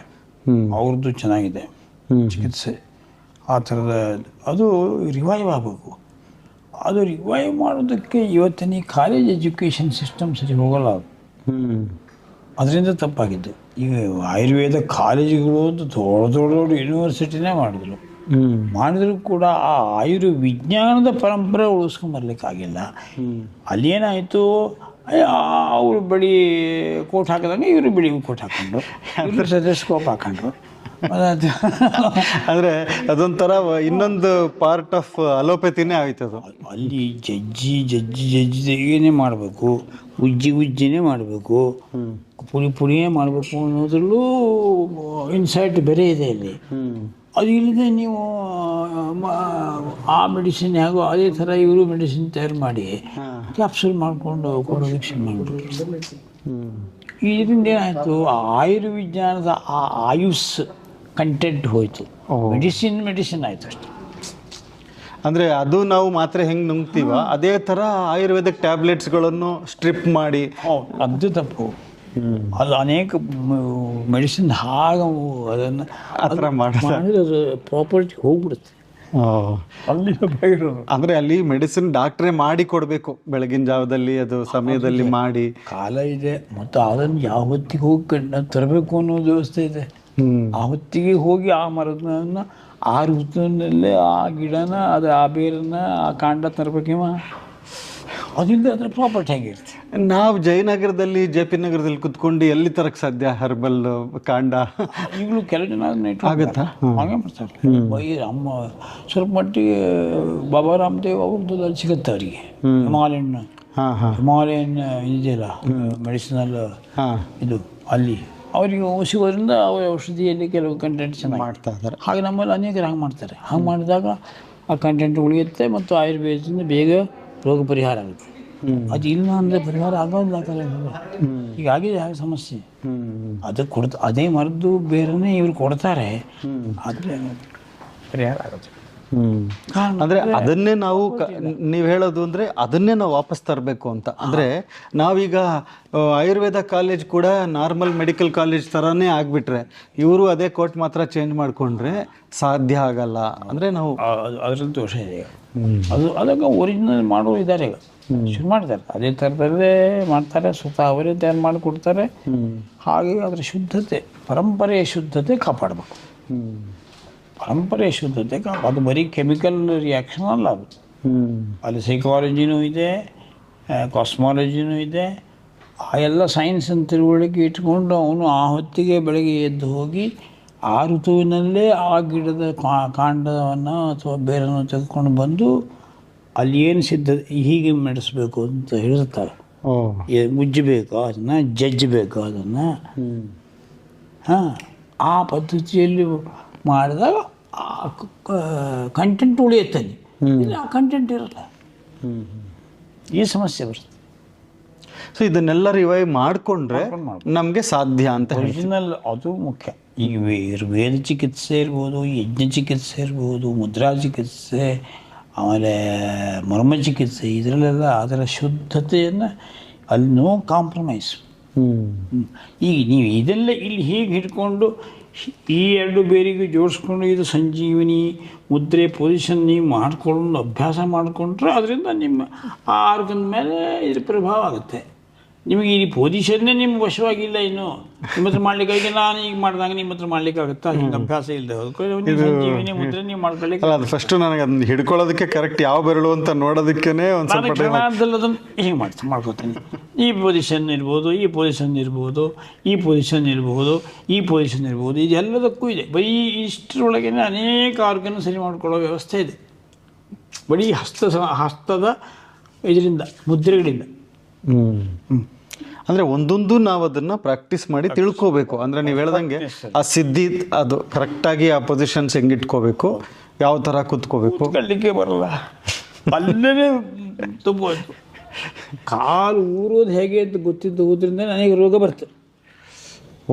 ಕಾಲು ಊರಿ ನಡೆಯೋದಕ್ಕೆ ಸರಿಯಾಗಿ ಗೊತ್ತಿದ್ದೆ ಹೋಗೋದು, ಹವಾಯಿ ಚಪ್ಪಲಿ ಹಾಕ್ಕೊಂಡು ಓಡಾಡೋದು, ಇದೆಲ್ಲವೂ ಘನಘೋರ ರೋಗ ಮೂಲಗಳು. ಚೆನ್ನಾಗಿ ಹೇಳಿದ್ವಿ. ಈಗ ನಾವು ಅಲ್ಲಿಂದ ಶುರು ಮಾಡಬೇಕು. ಯಾವ ಥರ ನಡಿಬೇಕು, ಯಾವ ಥರ ಕೂತ್ಕೋಬೇಕು, ಯಾವ ಥರ ಮಲ್ಕೋಬೇಕು, ಚಪ್ಪಲಿ ಹಾಕ್ಬೇಕು, ಚಪ್ಪಲಿ ಯಾವ್ದು ಹಾಕ್ಕೋಬೇಕು ಅಂತ ಅಲ್ಲೇ ಬಂದ್ಬಿಡುತ್ತಲ್ಲ. ಬರೀ ಕಾಲು ಚಪ್ಪಲಿ ಹಾಕದೇನೆ ಚೆನ್ನಾಗಿರುವ ಶುದ್ಧವಾದ ನೆಲ್ಲಲ್ಲಿ ಓಡಾಡ್ಬಿಟ್ರೆ ಕೆಲವು ರೋಗ ಬರೋದಿಲ್ಲ, ದೇವರಾಣಿಗೂ ಬರಲ್ಲ. ನಾನೊಬ್ಬರು ಆಯುರ್ವೇದ ಡಾಕ್ಟ್ರ್ ಹತ್ರ ಮಾತಾಡ್ತಾ ಇದ್ದೆ. ಅವರು ಹೀಗೆ ಹೇಳಿದ್ರು, ಒಬ್ಬರು ಅವ್ರ ಪೇಷಂಟ್ ಬಂದಿದ್ದರು, ಅವರು ಬೆಳಗ್ಗೆ ಎದ್ದ ತಕ್ಷಣ 2 ಲೀಟರ್ ನೀರು ಕುಡಿದ್ಬೋದಂತೆ. ಆಮೇಲೆ ಅವ್ರಿಗೆ ಮೈಗ್ರೇನು ತೊಂದರೆ. ಅವರು ನೀರೆಲ್ಲ ಕುಡಿದು ಎಲ್ಲ ಏನು ಮಾಡ್ತೀರಾ ಅಂತ ಕೇಳಿದ್ರಂತೆ. ಅವ್ರು ಹೇಳಿದ್ರು, ಈ ಥರ ನಾವು ಫಸ್ಟು ನಿಮ್ಮ ಲೈಫ್ ಸ್ಟೈಲ್ ಏನು ಅಂತ ಕೇಳ್ತೀವಿ, ಎದ್ದ ತಕ್ಷಣ 2 ಲೀಟ್ರು ನೀರು ಕುಡಿದ್ಬಿಡೋ, ಎಲ್ಲರೂ ಹೇಳ್ತಾರಲ್ಲ ಎದ್ದ ತಕ್ಷಣ ನೀರು ಕುಡಿಬೇಕು ಅಂತ ಕುಡಿದ್ಬಿಡೋದು ಅಂತ. ಆಮೇಲೆ ಅವ್ರು ಹೇಳಿದ್ರು, ಅದನ್ನು ಫಸ್ಟ್ ನಿಲ್ಲಿಸಿ ಅಂತ. ಅಷ್ಟು ಇದು ನೀರನ್ನು ಕೂಡ ಅವ್ರು ಹೇಳಿದ್ರು, ಅರಗಿಸ್ಕೋಬೇಕು ನೀವು ನೀರನ್ನು ಅಂತ. ನೀರು ಅಂದರೆ ಸುಮ್ಮನೆ ಏನೋ ಒಳಗಡೆ ಪೈಪಲ್ಲಿ ಹೋಗುತ್ತೆ ಅನ್ಕೋಬೇಡಿ, ಕೆಮಿಕಲ್. ಅವ್ರು ಹೇಳಿದ್ರು, ನೀರು ಅರಗಿಸ್ಕೋಬೇಕು, ನಾವು ಎಷ್ಟು ಬೇಕೋ ಅಷ್ಟು ತೊಗೋಬೇಕು, ಅತಿಯಾಗಿ ನೀರು ಕುಡಿಬಾರ್ದು. ನಾನು ಅವ್ರಿಗೆ ಇಷ್ಟೇ ಹೇಳಿದೆ, ನೀರು ನಿಲ್ಲಿಸಿದ ತಕ್ಷಣ ತಲೆನೋವು ಹೋಯ್ತು ಅವ್ರಿಗೆ. ಅಂದರೆ ನೀವು ಹೇಳೋದು ನನಗೆ ಹೆಂಗೆ ಕನೆಕ್ಟ್ ಆಗ್ತಾ ಇದೆ ಅಂದರೆ, ಕರೆಕ್ಟಾಗಿ ಎಲ್ಲಿ ಕಾಲು ಊರಬೇಕು ಅಂತ ನಮಗೆ ಗೊತ್ತಿಲ್ಲ, ನಿಂತ್ಕೊಂಡಿದ್ರೆ ಊರಬೇಕು ಅಂತ ಗೊತ್ತಿಲ್ಲ. ನೀವು ಅನೇಕ ಇವತ್ತು ಹೆಣ್ಣು ಮಕ್ಕಳಿಗೆ ಬರುವ ರೋಗಗಳ ಕಾರಣ ಅಂದರೆ ಹವಾಯಿ ಚಪ್ಪಲಿ ಮತ್ತು ಮನೆಯ ಒಳಗೆ ಅಲ್ಲ, ಈಗ ಬಿಡಿ ಹೈ ಹೀಲ್ಡ್ ಎಲ್ಲ ಬಂದಿದೆ ಈಗ. ಒಂದು ಮನೆಯಲ್ಲಿ ಹಾಕ್ಕೊಂಡ ಗ್ರಾನೈಟ್ಸ್ ಮಂಡಿನ ನೋವು ಬಂದೇ ಬರ್ತದೆ. ಅದು ಪ್ರೆಸ್ಟೀಜ್ ಆಗಿದೆ, ಏನು ಮಾಡೋಣ. ಸೊ ಬಹಳಷ್ಟು ಚೇಂಜ್ ಆಗಬೇಕು ನಮಗೆ ಹಾಗಾದರೆ ಈ ಒಂದು ಲೈಫ್ ಸ್ಟೈಲು, ಮೈಂಡ್ ಸೆಟ್ಟಲ್ಲೇ ನೆಗೆಟಿವಿಟಿ ಏನೇ ಇಲ್ಲ. ಬೆಳಗ್ಗೆ ಎಂಟು ಪತ್ರಿಕೆ ಓದೋದು, ತಲೆ ಬಿಸಿ ಆಗೋದು, ಸಣ್ಣಕ್ಕೆ ಚಿಟಿ ಮನೆ ಒಳಗಡೆಗೆ ಗಂಡಾಗ ಹೆಂಡತಿ ಗಲಾಟೆ, ಇದೆಲ್ಲದು ಸರಿಯಾಗಿ ಮನೆ ಕುಟುಂಬ ಸರಿಯಾಗಿ. ಒಂದು ನೀವು ಹೇಳಿದ್ರಿ, ಈಸಿಯಾದ ಪ್ರಾಬಬ್ಲಿ ನಮಗೆ ಲೈಫ್ ಸ್ಟೈಲ್ ಚೇಂಜ್ ಮಾಡೋದು ತುಂಬ ವರ್ಷಗಳು ದಶಕಗಳು ಬೇಕಾಗಬಹುದು. ಆದರೆ ನೀವು ಮುದ್ರೆ ಹೇಳಿದ್ರಲ್ಲ, ಇದು ಭಾಳ ಸುಲಭ ಮಾಡ್ಬೋದು. ಸರಿಯಾಗಿ ಪರಂಪರೆ ಪಾಲನೆ ಆಗಬೇಕು. ಅದು ಸುಮ್ಮನೆ ಯಾರ್ಯಾರ ಹತ್ರ ಕತ್ಕೊಂಡ್ಬಿಟ್ರೆ ಅವರು ಇನ್ನೇನೋ ವ್ಯತ್ಯಾಸ ಆಗುತ್ತೆ. ಈಗ ನಾನು ಕೊನೆಯದಾಗಿ ಈ ಆರೋಗ್ಯವಾಗಿರಬೇಕು ಅಂದರೆ ಇವತ್ತಿನ ಲೈಫ್ ಸ್ಟೈಲ್ನಲ್ಲಿ ಏನೇನು ಮಾಡ್ಬೋದು, ನೀವು ಒಂದು ಸಂದೇಶ ಕೊಡೋದಾದರೆ ಯಾವುದನ್ನು ನಾವು ಮಾಡಿದ್ರೆ ಅದು ಮುಖ್ಯವಾಗಿ ಮಾಡಬೇಕಾದ್ದು ಇವತ್ತು ಈ ಏನೆಲ್ಲ ದುಡ್ಡು ಮಾಡಬೇಕು ಅನ್ನೋ ಕಾರಣಕ್ಕೆ 10 ಗಂಟೆ ಆ ಥರದ ಪೊಸಿಷನ್ನಲ್ಲಿ ಕೂತ್ಕೊಂಡು ಯಂತ್ರ ಆಪರೇಟ್ ಮಾಡುವಂಥದ್ದು ಇತ್ಯಾದಿಗಳು ಮಾಡಲಿಕ್ಕೆ ಹೋಗೋದು, ಅದರಿಂದ ಅನೇಕ ತೊಂದರೆ ಆಗ್ತಾ ಇರೋದು. ಕಾಲಕ್ಕೆ ಊಟ ಇಲ್ಲ, ಕಾಲಕ್ಕೆ ಊಟ ಇಲ್ಲ ಅನ್ನೋದು ಅನೇಕ ರೋಗಗಳಿಗೆ ಕಾರಣ. ಹಾಗೇ 2-3 ತಾಸು ಬೆಂಗಳೂರಿನಂಥ ಜಾಗದಲ್ಲಿ ಟೆನ್ಷನ್ನಲ್ಲಿ ಡ್ರೈವ್ ಮಾಡೋದು ಇದೆಯಲ್ಲ, ಅದು ಭಯಾನಕ. ನಾನಾ ರೋಗಗಳಿಗೆ ಅದು ಮೂಲ.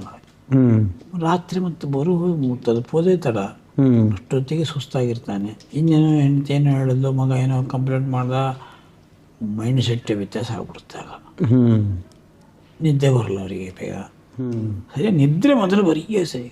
ರಾತ್ರಿ ಬಂದೊಡನೆ ಆದಷ್ಟು ಬೇಗ ಕೈಕಾಲು ತೊಳೆದು ಒಂದು ಸ್ವಲ್ಪ ಮೆಡಿಟೇಷನ್ ಮಾಡಿಕೊಂಡು ಆ್ಯಸ್ ಅರ್ಲಿ ಆಸ್ ಪಾಸಿಬಲ್ ಸ್ವಲ್ಪ ಲಘು ಆಹಾರ ತಗೋಬೇಕು.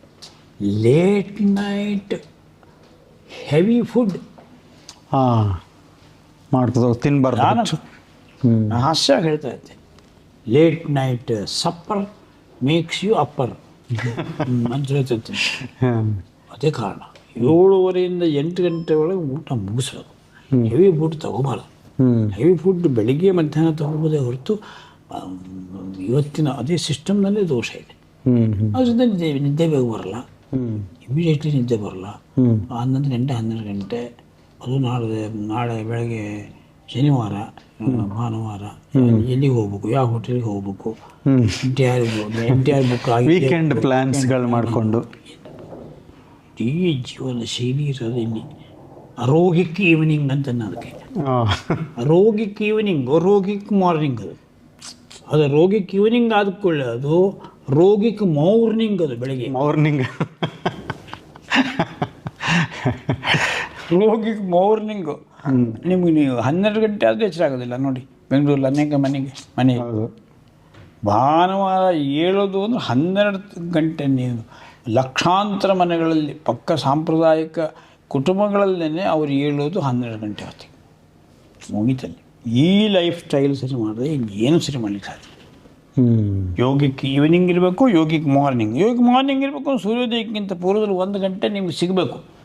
ಸ್ವಲ್ಪ ವಾಕ್ ಮಾಡಲಿಕ್ಕೆ, ಸ್ವಲ್ಪ ಪ್ರಾಣಾಯಾಮ ಮಾಡಲಿಕ್ಕೆ, ಸ್ವಲ್ಪ ಜಾಗಿಂಗ್ ಮಾಡಲಿಕ್ಕೆ, ಇಷ್ಟು ಇಟ್ಕೊಳ್ಬೇಕು ನೀವು ಸಮಯ. ಅದು ಮುಗಿಸ್ಕೊಂಡು ಅದಿಲ್ಲದೇ ಹಸಿ ಹೊಟ್ಟೆಯಲ್ಲೇ ಕಾಫಿ ಕೊಡೋದು, ಹಸಿ ಹೊಟ್ಟೆಯಲ್ಲೇ ಬೆಟ್ಟಿ ಕಾಫಿ, ಘೋರ. ಇಡೀ ಸಿಸ್ಟಮ್ ವಿರುದ್ಧ. ಸ್ಪಾಯ್ಲ್ ಫುಲ್ ದೇಹನೇ ಟಾಕ್ಸಿನ್ ಆಗ್ಬಿಡುತ್ತೆ ಇದರಿಂದ. ಇಡೀ ಮತ್ತು ಇಡೀ ರಾತ್ರಿ ಮುಚ್ಚಿ ಮಲಗಿರ್ತೀವಲ್ಲ, ಅದರಿಂದ ಏನಾಗುತ್ತೆ, ನಾವೇ ಬಿಟ್ಟ ಕಾರ್ಬನ್ ನಾವೇ ಸೇರೋದು ಇಡೀ ರಾತ್ರಿ. ಬೆಳಗ್ಗೆ ಆದರೆ ಅದು ಹಾಗಾದರೂ ಬೆಳಗ್ಗೆ ನೀವು ಸರಿಯಾಗಿ 4:30 ಇದ್ದರೆ ಓಝೋನ್ ಕ್ರಿಯೇಟ್ ಆಗುತ್ತೆ ನಿಮ್ಮ ಮನೆ ಒಳಗಡೆನೆ. ಸ್ವಲ್ಪ ಪ್ರೊವೈಡೆಡ್ ಸ್ವಲ್ಪ ಮಟ್ಟಿಗೆ ಹೊರಗಿನ ಗಾಳಿಗಿದ್ರೆ ಮನೆಯಲ್ಲೇ ಓಝೋನ್ ಕ್ರಿಯೇಟ್ ಆಗುತ್ತೆ. ಆ ಹೊತ್ತಿಗೆ ಇರುತ್ತೆ, 4:30 ಹೊತ್ತಿಗೆ ಬ್ರಾಹ್ಮ ಮುಹೂರ್ತದಲ್ಲಿ. ಹಾಗೆ ಎದ್ದು ಕೂತ್ಕೊಂಡು ಸ್ವಲ್ಪ ಮಟ್ಟಿಗೆ ಹೀಗೆ ಕೂತ್ಕೊಂಡು ಸ್ಲೋ ಬ್ರೀತಿಂಗ್ ಮಾಡಿದ್ರು ಲಂಗ್ಸ್ ಪ್ಯೂರಿಫೈ ಆಗುತ್ತೆ. ಇಡೀ ರಾತ್ರಿ ಒಳಗೆ ಹೋದ ಟಾಕ್ಸಿನ್ ಎಲ್ಲ ಹೊರಗೆ ಬರುತ್ತೆ. ಕಪಾಲಭಾತಿ ಮತ್ತು ಇದೆಲ್ಲ ಮಾಡಿದಾಗ ಅಷ್ಟು ಮಾಡಿಕೊಂಡ್ರೆ ಪುಪ್ಪಸ ಪ್ಯೂರ್ ಆಯಿತು. ಪುಪ್ಪಸ ಪ್ಯೂರ್ ಆಗಿ ಗಾಳಿ ಒಳ್ಳೆಯದು ಕಾರ್ಬನ್ ಒಳಗೆ ಸೇರಿಕೊಂತು ಅಂದರೆ ಇಡೀ 72,000 ನಾಡಿ ಸರಿ ಆಯ್ತಲ್ಲ. ಹೌದು. ನಾವು ಅದಕ್ಕೆ ಈಗ ತುಂಬ ಜನಗಳಿಗೆ ಇದೆಲ್ಲ ಹೇಳಿದ್ರೆ ಒಬ್ಬೊಬ್ಬರು ಒಂದೊಂದು ಮಾಡ್ತಾರೆ ಅಂತ ಹೇಳಿ ಪ್ರಾಣಯಜ್ಞ ಅಂತ ಒಂದು 24 ನಿಮಿಷದ ಪ್ರಕ್ರಿಯೆ ಮಾಡಿದ್ದೀವಿ. ಅದು 10 ನಿಮಿಷದಲ್ಲಿ ಕೂಡ ಮಾಡಬಹುದು. ಮೊದಲು ಹಂಸ ಮಂತ್ರ ಉಪಾಸನೆ, ಸೋಹಂ ಉಪಾಸನೆ ಮಾಡಿ ಗುಣಪೂರ್ಣ ದೋಷ ದೂರ ಅಂತ ಒಂದು 24 ಬಾರಿ ಉಸಿರು ತಗೊಳ್ಳೋದು. ಅದಾದಮೇಲೆ 24 ಕೇಶವಾದಿ ರೂಪಗಳಿಂದ ಒಂದು 24 ಬ್ರೆತ್ಸು. ಆಮೇಲೆ ಅಜಾದಿ ರೂಪಗಳು ಭಗವಂತನ ಅಕ್ಷರಕ್ಕೆ ಆ ಇಂದ ಕ್ಷವರೆಗೆ 51 ಉಸಿರುಗಳು, ವಿಠ್ಠಲ ಬ್ರೆತ್ಸು. ಇದೆಲ್ಲ ಪೂರ್ತಿ ಒಂದು ಆವೃತ್ತಿ ಮಾಡಿದ್ರೆ ಒಂದು 10 ನಿಮಿಷದಲ್ಲಿ ಮುಗಿಯುತ್ತೆ. ಅದನ್ನ ನಾವು ವಿಡಿಯೋ ಮಾಡಿ ಅದು ಜನಗಳಿಗೆ ಅದನ್ನ ತೋರಿಸ್ತಾನೂ ಇದ್ದೀವಿ.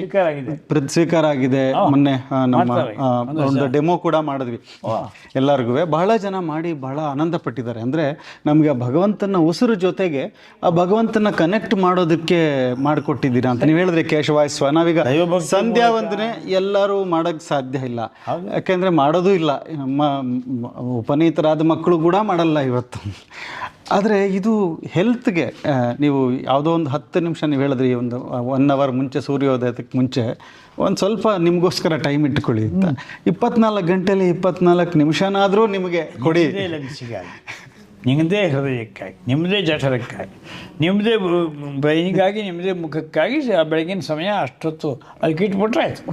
ಸೊ ಅದೊಂದು ಪ್ರಾಣಯಜ್ಞ ಅಂತ ಎಲ್ಲ ಅದೊಂದು ಪ್ರತಿಯೊಬ್ಬರೂ ಮಾಡಬೇಕು ಅಂತ ಅದನ್ನು ಒಂದು ಮಾಡಿದ್ದೀವಿ. ಇದಕ್ಕೆ ಕುರಿತಾದಂತಹ ಈ ಪ್ರಾಣನ ಬಗ್ಗೆ ಏನಾದರೂ ಒಂದು ಚಿಕ್ಕದಾಗಿ ಹೇಳೋದಾದರೆ, ಪ್ರಾಣಶಕ್ತಿ ನಮ್ಮ ದೇಹದಲ್ಲಿ ಹೇಗೆ ಅದು ಕೆಲಸ ಮಾಡುತ್ತೆ ನಮ್ಮ ಆರೋಗ್ಯಕ್ಕೆ? ಮುಖ್ಯವಾಗಿ ಬ್ರಾಹ್ಮ ಮುಹೂರ್ತ ಹೇಳೋದು. ಆ ಹೊತ್ತಿಗೆ ಅದು ಹೆಚ್ಚು ಜಾಗೃತವಾಗಿ ಸ್ಲೋ ಬ್ರೀತಿಂಗ್ ಮಾಡೋದು. ಪೊಸಿಷನ್ ಪದ್ಮಾಸನದಲ್ಲಿ ಸ್ಲೋ ಬ್ರೀತಿಂಗ್, ಸಮಂ ಕಾಯ ಶಿರೋಗ್ರೀವಂ, ಇದು ಪೊಸಿಷನು ಸ್ಪೈನಲ್ಲೂ ಕರೆಕ್ಟ್ ಇರಬೇಕು. ಹಾಗೆ ಕೂತ್ಕೊಂಡು ಸಾಕಷ್ಟು ಬಹಳ ಎತ್ತರದೂ ಅಲ್ಲ, ಬಹಳ ಕೆಳಗೂ ಅಲ್ಲ, ಭಾಳ ಸಾಫ್ಟು ಅಲ್ಲ, ಭಾಳ ಕಠೋರವೂ ಅಲ್ಲ ಅಂತ ಒಂದು ಆಸನದಲ್ಲಿ ಕೂತು ಪ್ರಾಣಾಯಾಮ 5 ವಿಧ. ಅದಕ್ಕೆ ಬಾಬಾ ರಾಮದೇವ್ ಅವರೆಲ್ಲ ಕಡೆಗೊಂದು ಪ್ರಚಾರ ಮಾಡಿದಾರಲ್ಲ, ಅದೆಲ್ಲ ಆಗ್ಬೇಕು. ಇದು ನಾಡಿ ಶುದ್ಧಿ, ಭ್ರಾಮರಿ ಅಂತ ಒಂದಿದೆ, ಮತ್ತು ಹಾಗೆ ಇದು ಭಸ್ತ್ರಿಕಾ. ಈ ಸರಳವಾದ 4-5 ಮಾಡ್ಕೊಂಡ್ರೆ ಸಾಕು. ಅಷ್ಟೊತ್ತಿಗೆ ಲಂಗ್ಸ್ ಪ್ಯೂರ್ ಆಗುತ್ತೆ. ಲಂಗ್ಸ್ ಪ್ಯೂರ್ ಆಯಿತು ಅಂದರೆ 72,000 ನಾಡಿಗಳೆಲ್ಲ ಶುದ್ಧ ಆಗುತ್ತೆ. ಅದು ನಿಜವಾದ ಸ್ನಾನ ಅಂತ. ಅದು ಪ್ರಾಣಮಯ ಕೋಶದ ಸ್ನಾನ. ಅದು ನೀವು ಸೋಪ್ ಹಚ್ಕೊಂಡು ಮೈಯೆಲ್ಲ ಉಜ್ಕೊಳ್ಳೋದು ದೊಡ್ಡ ಸ್ನಾನ, ಜರಿ ಬಿಸಿನೀರು, ಅದು ಬರೀ ಚರ್ಮದ ಸ್ನಾನ. ನಿಜವಾದ ಸ್ನಾನ ಅಂತಂದರೆ ಪ್ರಾಣಾಯಾಮ. ಈ 5 ಪ್ರಾಣಾಯಾಮ ಮಾಡಿಬಿಟ್ರೆ 75,000 ನಾಡಿ ನಖಶಿಖ ಅಂತ ಇಲ್ಲಿಂದ ಇಲ್ಲಿವರೆಗಿರೋಷ್ಟಕ್ಕೂ ಗಂಗಾಯ ಜಲಸ್ನಾನ ಆಯಿತು, ಪವಿತ್ರೀಕರಣ ಆಯಿತು. ಇದನ್ನು ಮಾಡ್ಕೊಂಡ್ಬಿಟ್ರು ಸಾಕು. ಬೆಳಗಿನ ಹೊತ್ತು ಸೂರ್ಯೋದಯಕ್ಕಿಂತ ಪೂರ್ವ ಇದು ತಪ್ಪದೇ ಮಾಡೋ ಕೆಲಸ. ಆಮೇಲೆ ಸ್ವಲ್ಪ ಓಡಾಡ್ಕೊಂಡು ಬಂದುಬಿಟ್ರೆ ಗಿಡ ಮರಗಳ ಬುಡದಲ್ಲಿ ಇಷ್ಟು ಸರಳವಾದ ಪಥ್ಯ. ಅಂದರೆ ನಾನು ನಿಮ್ಮನ್ನು ಈಗ ಕಳೆದ ಒಂದು 6 ತಿಂಗಳಿಂದ ಭೇಟಿ ಮಾಡಿ ನಿಮ್ಮ ಚಟುವಟಿಕೆಗಳನ್ನೆಲ್ಲ ನೋಡ್ತಾ ಇದ್ದೀನಿ. ಅಂದರೆ ನಿಮ್ಮ ಆರೋಗ್ಯದ ಗುಟ್ಟೇನು ಗುರುಗಳೇ? ನನಗೆ ತುಂಬ ನಾನು ಮೃತ್ಯುವಿನ ಹತ್ತಿರಕ್ಕೆ 3 ಸರಿ ಹೋಗಿ ಬಂದವನು. ಹಾಗೆ ನನ್ನ ಜೀವನದಲ್ಲಿ 18ನೇ ವಯಸ್ಸಿಗೆ ನನಗೆ ರೊಮ್ಯಾಟಿಕ್ ಮನೆತನದ್ದು ಅದು ಬಂದು 2 ತಿಂಗಳ ನಾನು ಹಾಸಿಗೆ ಮೇಲೆ ಇದ್ದೆ. ಆಸಿಟಿಯಲ್ಲೂ ಬದುಕಿದೆ. ಡಾಕ್ಟ್ರುಗಳು 50 ವರ್ಷ ಹೇಳಿದ್ದು ನನಗೆ. ಯಾಕೆಂದರೆ ಹೃದಯ ಅದು ಇದಾದಾಗ ರೊಮ್ಯಾಟಿಕ್ ನಲ್ಲಿ ಹಾರ್ಟು ಇದಾಗ್ಬಿಡುತ್ತೆ, ಬಲವಾಗಿಬಿಡುತ್ತೆ ಸ್ವಲ್ಪ. ಅದು ನನಗಿದೆ ಅಂತ ಅವ್ರು ಹಾಗೆ ಹೇಳಿ ಡಾಕ್ಟ್ರುಗಳು ಕಾರ್ಡಿಯಾಲಜಿಸ್ಟು 50 ವರ್ಷ ಅಂತ ಹೇಳಿದ್ರು. ಪರವಾಗಿಲ್ಲ, 76ನೇ ವಯಸ್ಸಿನಲ್ಲೂ ಇಷ್ಟು ಗಟ್ಟಿಯಾಗಿ ಮಾತಾಡ್ತೀನಿ. ದಿನ ಬೆಳಗ್ಗೆ 5 ಅಲ್ಲ, ನೀವು ಎಲ್ಲ ಮೆಟ್ಲು ಹತ್ತೀರಾ, ಇಳಿತೀರಾ, ಅಷ್ಟೆಲ್ಲ ವಾಕಿಂಗ್ ಮಾಡ್ತೀರಾ, ಇಡೀ ಗುರುಕುಲ 3 ಗಂಟೆಗೆ ಇವತ್ತು ಎದ್ದೇನೆ ಕೇಳಿ ಇಲ್ಲಿ ಎದ್ದು ಅಲ್ಲೆಲ್ಲ ಓಡಾಡಿದ್ದೀನಿ ಅಂತೂ ಮೇಂಟೈನ್ ಮಾಡ್ಬೋದು. ಹಾಗೆ ಅದಕ್ಕೆಲ್ಲ ನೀವು ಮಾಡುವಂತಹ ತಪಸ್ಸಾಧನೆಗಳು, ಪಾರಾಯಣಗಳು, ಶಾಸ್ತ್ರ ಅನುಸಂಧಾನಗಳು ಅದೆಲ್ಲ ನಿಮಗೆ ಶಕ್ತಿ ಕೊಡುತ್ತೆ ಅಂತ. ಗುರುಕುಲದಲ್ಲಿ ಇದ್ದೀನಲ್ಲ, ಗುರುಕುಲ ಜೀವನದಲ್ಲಿ ನಾನು 42 ವರ್ಷದಿಂದ ಇವತ್ತಿನವರೆಗೂ ನಾನು ಗುರುಕುಲ ಜೀವನದಲ್ಲೇ ಇದ್ದೀನಿ. ಜೀವನ ಶೈಲಿ ಇದೆಯಲ್ಲ, ಗುರುಕುಲ ಜೀವನ ಶೈಲಿ. ಮನೇಲಿದ್ದಾಗಲೂ ಹಾಗೇನೆ. ಆಮೇಲೆ ಗೋಕರ್ಣದಲ್ಲಿದ್ದೆ, ಬೇರೆ ಕಡೆಗಿದ್ದೆ. ನಗರದಲ್ಲಿದ್ದಾಗ ಸ್ವಲ್ಪ ಮೈಸೂರಲ್ಲಿ ಇರ್ಪಿರಾದ್ರು ಮತ್ತು ನಾನು ಅದನ್ನು ರೀಗೇನ್ ಮಾಡಿಕೊಂಡೆ. ಅದು ಮುಖ್ಯವಾಗಿ ಲೈಫ್ ಸ್ಟೈಲ್. ಸರ್, ತಾವು ಸಂದೇಶದಲ್ಲಿ ಹೇಳಿದ್ರಿ, ಅಂದರೆ ನಮ್ಮ ಲೈಫ್ ಸ್ಟೈಲನ್ನು ನಾವು ಸರಿ ಮಾಡ್ಕೋಬೇಕು ಅಂತ. ಆರೋಗ್ಯವಾಗಿರಬೇಕು ಅಂದರೆ ಮೊದಲು ನೀವು ಒಂದು ಸಮರಿ ಮಾಡೋದಾದರೆ ನೀವು ಹೇಳಿದ್ದು ಲೇಟ್ ನೈಟ್ ತುಂಬ ತಿಂದು ನಿದ್ದೆ ಮಾಡಿದೆ, ಬೆಳಗ್ಗೆ ಎದ್ದೇಳಿದೆ. ನಾನು 20 ವರ್ಷದಿಂದ ರಾತ್ರಿ ಊಟ ನಿಲ್ಲಿಸಿದ್ದೀನಿ. ಈಗ ಇವತ್ತಿಗೆ 76ನೇ ವಯಸ್ಸಿನಾಗ ಬದುಕಿದ್ದೇನೆ, ಅಷ್ಟೇ ಸ್ಪಷ್ಟ ಹೇಳ್ಬಿಡ್ತೀನಿ. ಒಬ್ಬ ರಾತ್ರಿ ಊಟ ಕಡಿಮೆ ಮಾಡಬೇಕು, ಇಲ್ಲ ಸೂರ್ಯೋದಯಕ್ಕಿಂತ ಮುಂಚೆ ಮುಗಿಸ್ಬೇಕು. ಸಂಸಾರ ತಾಪತ್ರಯ ಇಟ್ಕೊಂಡಿಲ್ಲ ಜೀವನದಲ್ಲಿ. ಗುರುಗಳ ತುಂಬ ಚೆನ್ನಾಗಿ ತಿಳಿಸ್ಕೊಟ್ರಿ. ಈ ವೇದಿಕ್ ವೆಲ್ನೆಸ್ನಲ್ಲಿ ನಿಮ್ಮಂತಹ ವೇದಜ್ಞರು, ಆದರೆ ಜೀವನ ಮಾಡಿರೋರು ನೀವು, ಅಂದರೆ ಎಷ್ಟು ಎಲ್ಲ ಎಕ್ಸ್ಪರ್ಟ್ಸ್ಗಳನ್ನ ನೋಡಿದ್ದೀರಾ. ನಿಮ್ಮ ಹತ್ರ ಮತ್ತೆ ಮಾತಾಡಿ ಯಾರ್ಯಾರಿದ್ದಾರೆ ಅವ್ರನ್ನೆಲ್ಲ ಕರ್ಕೊಂಡು ಬಂದು ಮಾತಾಡಿಸೋದಿದೆ ನನಗೆ. ಯಾಕೆಂದರೆ ಅವರು ಯಾವ ಮುದ್ರಾಗಳು ಹೇಳಿದ್ರಿ ನೀವು, ಆ ಮರ್ಮ ಚಿಕಿತ್ಸೆ ಮಾಡೋರು ಯಾರು, ಅವರು ಎಜುಕೇಷನ್ ಆಫೀಸರ್ ಆಗಿದ್ದವರು. ನಾನು ವಿದ್ಯಾರ್ಥಿ, ನನಗಂಥ ಗುರುಗಳು ಈಗಿತ್ತ ಸಿಕ್ಕಿದ್ದಾರೆ, ಅದರಿಂದ ನಂಗೆ ಲಾಭ ಆಗ್ತಾ ಇದೆ. ಅದೇ ಥರ ಈ ಮೆಡಿಕಲ್ ಆಸ್ಟ್ರಾಲಜಿನ ಯೂಸ್ ಮಾಡ್ತಿರುವಂಥವ್ರು. ಯಾಕೆಂದರೆ ಇವರೆಲ್ಲ ಬರಬೇಕು, ಮುಂದೆ ಬಂದು ಈ ಸಮಾಜದ ಮುಂದೆ ಬಂದು ಹೇಳಿದ್ರೆ ಜನಗಳಿಗೆ ಇನ್ನೂ ಹೆಚ್ಚು ಅದ್ರ ಮೇಲೆ ನಂಬಿಕೆ ಬರುತ್ತೆ. ಇವರೇನು ಬ್ರಿಟಿಷರನ್ನ ನಮ್ಮನ್ನು ಮರೆಸ್ಬಿಟ್ಟಿದ್ದಾರೆ, ನಮ್ಮ ಜ್ಞಾನನ. ಸ್ವದೇಶಿ ಬುದ್ಧಿ ಹುಟ್ಟಿಸಿದ್ದಾರೆ ಮತ್ತು ಸ್ವದೇಶೀಕರಣ ಮಾಡಬೇಕು. ಸ್ವದೇಶೀಕರಣ ಮಾಡಬೇಕು. ಇದಕ್ಕೆ ಇನ್ನೂ ನಿಮ್ಮನ್ನು ಮುಂದೆ ಶಾಸ್ತ್ರದ ಬಗ್ಗೆ ನಾವೇನು ಮಾತಾಡಲಿಲ್ಲ, ಇದರಲ್ಲಿ ಬರೀ ಆರೋಗ್ಯದ ಬಗ್ಗೆ ಮಾತಾಡಿದ್ವಿ. ನಿಮ್ಮಂಥ ಶಾಸ್ತ್ರಜ್ಞರು ಸಿಕ್ಕಿದಾಗ ನಾವು ಇನ್ನೂ ತಿಳ್ಕೊಳ್ಳೋದು ತುಂಬ ಇದೆ. ಹಾಗಾಗಿ ಮತ್ತೆ ನಿಮ್ಮನ್ನು ಇನ್ನೊಮ್ಮೆ ಬಂದು ಶಾಸ್ತ್ರದ ಬಗ್ಗೆ ಮಾತಾಡಬೇಕು ಅಂತ ಕೇಳ್ಕೊಳ್ತಾ ತಾವು ಮಾತಾಡಿದ್ದಕ್ಕೆ ತುಂಬ ಧನ್ಯವಾದಗಳು ಎಲ್ಲ ವೀಕ್ಷಕರ ಪರವಾಗಿ. ಮಥುರಾ ವೃಂದಾವನದ ಪವಿತ್ರ ಧಾಮದಲ್ಲಿ ಈ ಡೈಲಾಗು ಈ ಸಂವಾದ ನಡೆದಿದೆ, ಅವಿಸ್ಮರಣೀಯ, ಭಾಳ ಒಳ್ಳೆಯದು. ಪ್ರೇರಣೆ ಸಿಕ್ತು. Thank you so much.